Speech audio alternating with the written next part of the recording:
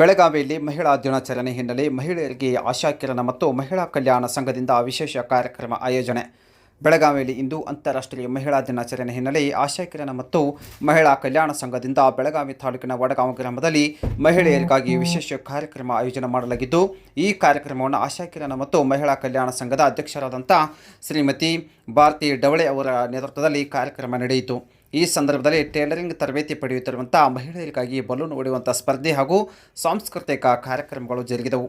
ಇದೇ ಸಂದರ್ಭದಲ್ಲಿ ಮಾತನಾಡಿದಂಥ ಭಾರತಿ ಡವಳೆ ಅವರು ಮಹಿಳೆಯರು ಪುರುಷರಷ್ಟೇ ಸಮಾನವಾಗಿ ಕೆಲಸ ಮಾಡುತ್ತಾ ಸಮಾಜದಲ್ಲಿ ಗುರುತಿಸಿಕೊಂಡಿದ್ದಾರೆ.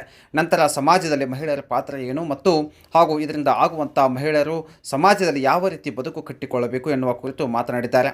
ಇದೇ ಸಂದರ್ಭದಲ್ಲಿ ಭಾಗ್ಯಶ್ರೀ ದನ್ನೇಗೌಡ್, ಸುಮಾ ಭಾಸ್ಕರಿ, ರೋಹಿಣಿ ಹೊಂಗಲ್ ಹಾಗೂ ರಮ್ಯಾಶ್ರೀ ಲಕ್ಕನ್ನವರ್, ಕಾಂಚನಾ ಹಿರೇಮಠ್, ಜ್ಯೋತಿ ಸಾತರ್ಕರ್, ಲಕ್ಷ್ಮೀ ಮಾರ್ಕರ್ ಹಾಗೂ ರತ್ನ ಮುಸುಳಿ ಕೂಡ ಭಾಗಿಯಾಗಿದ್ದರು.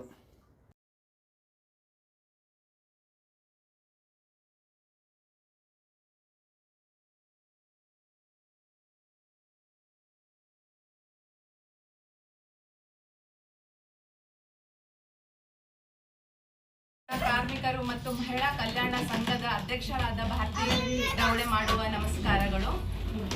ಇವತ್ತಿನ ದಿನ ಕರ್ನಾಟಕ ಜನರಿಗೆ ಮಹಿಳಾ ದಿನಾಚರಣೆಯ ಶುಭಾಶಯಗಳು.